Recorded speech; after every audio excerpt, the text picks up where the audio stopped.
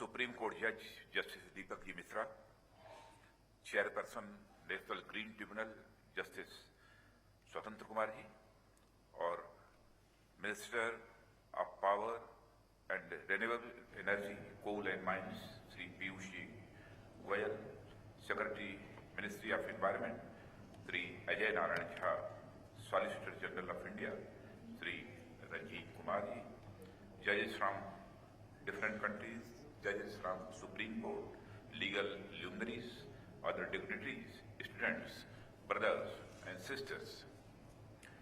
I am happy to be a part of this international conference.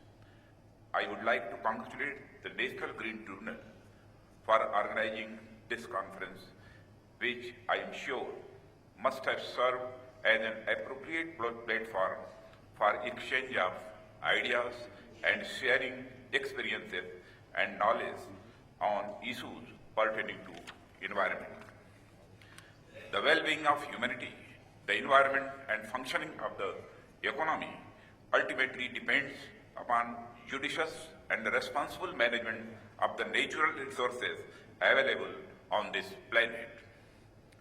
The humanity cannot keep on guzzling for more natural resources than what the Mother Earth can sustainably provide. The crisis facing the humanity today has forced us to review the whole gamut of man-nature relationship. More precisely, in the light of the developments of the last 5 decades, and accordingly chalk out the future course of development. The people of India have always believed in the umbilical relationship with nature, and we regard her as a mother nature. We can't exist without nature. Nature should not be exploited, but nurtured for the well-being of the humankind. When nature is in equilibrium, our lives and the world we live in will be in balance. Our ancient texts have always highlighted the need to maintain a healthy and sustainable relationship between mankind and nature. The Atharvaved calls it a bounden duty that we must protect the earth so that life can be sustained. We have defined our relationship with the earth as Mata Umi Putro Aham Pratibhya. The dharma of protecting the environment was to sustain and ensure progress and welfare of all.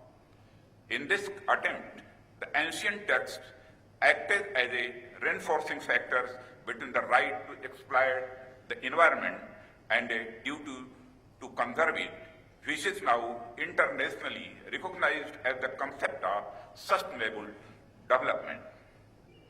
Even the Constitution of India clearly states that it is the duty of the state to protect and improve the environment and to safeguard the forest and wildlife of the country. As a citizen of India, we are duty-bound to protect and improve the natural environment, including forests, lakes, rivers, and wildlife. Brothers and sisters, reference to the environment has also been made in the directive principles of state policy as well in the interpretation of the fundamental right to life.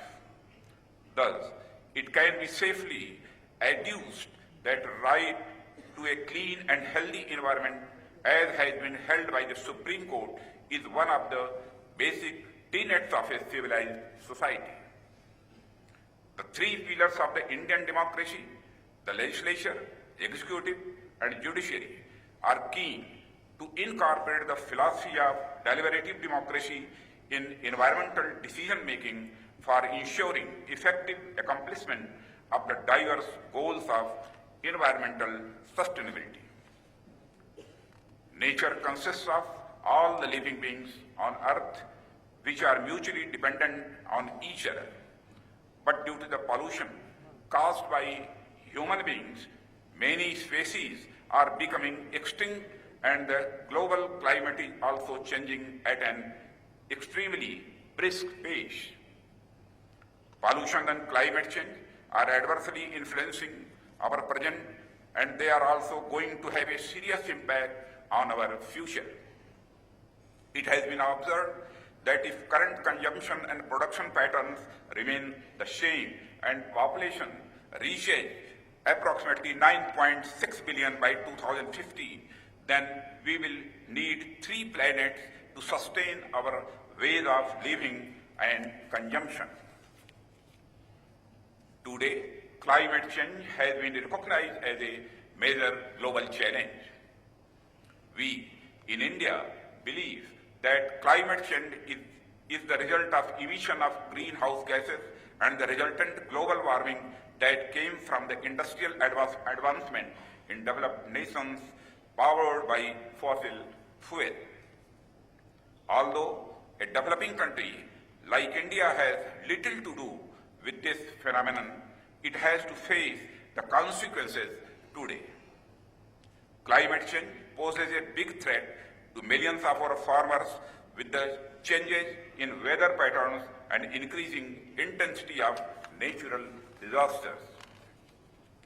We are deeply concerned about the rising oceans as our planet is melting at both the ends. Arctic and Antarctica had its record low ice extents this year, and melting poles are a threat to our coastlines. We in India are also worried about the retreat of glaciers in Himalayas that feed our rivers and nurture our civilization. While the climate change challenge is formidable, it also presents the opportunity to accelerate sustainable development and ensure a better future for everyone on the planet. Under the Paris Agreement, the governments of the world have committed to reducing their carbon emission drastically in order to keep global warming below 2 degrees centigrade. Brothers and sisters, the vast majority of signatory countries have already presented national action plans for achieving this goal, and I hope these plans will become more determined over time. These nationally determined contributions include renewable energy targets and proposals for sustainable transportation and energy efficiency. In addition, I must add that all countries should consider adopting policies to manage natural capital in a judicious manner. The Paris Agreement itself recognizes the important role that natural ecosystems play in limiting the amount of carbon in the atmosphere. We should adopt ways and means to conserve the existing ecosystems and expand degraded ecosystems in people-friendly ways. This is particularly true of wetlands, which include all land areas such as lakes, floodplains, peatlands, mangroves, and coral reefs that are covered with water either seasonally or permanently. We want the world to act with a sense of urgency. A comprehensive, equitable, and durable action plan is required for every country to counter the menace of global warming and climate change. India is playing a significant role in fighting against these global threats. The Government of India has recently set a target for renewable energy generation of 175 gigawatt by 2022. By 2030, 40% of our installed capacity will be based on non-fossil fuel. We are looking for technologies to convert waste to energy. India is investing in supercritical technology in thermal plants. The Government of India is raising fuel standards for automobiles. India is one of the few countries in the world to impose a tax on coal. We have also reduced subsidies on petroleum products. We have even introduced tax-free bonds for renewable energy. We also have a plan to expand our forest cover and protect our biodiversity. Development and environment need to be seen in complementary and not in antagonistic terms. After all, if there is no earth left, where will development take place?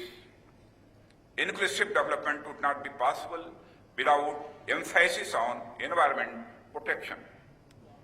Today, when the world is facing the harmful consequences of global warming and depletion of resources, environment conservation has become a topic of global significance. The idea behind this conference on environment was to raise environmental awareness by asking new questions, exploring new possibilities, and effectively looking at old problems from a new and global perspective. Brothers and sisters, it requires ingenious application of mind and a creative imagination to get your head around the issues which have been discussed threadbare in this conference. I am happy to note that the elaborative deliberations have been fruitful. I believe that the conclusions and the recommendations formulated here shall mark real advancement in environmental jurisprudence and thinking. Thank you very much. Thank you, sir, for your insightful words. Now we would like to felicitate our dignitaries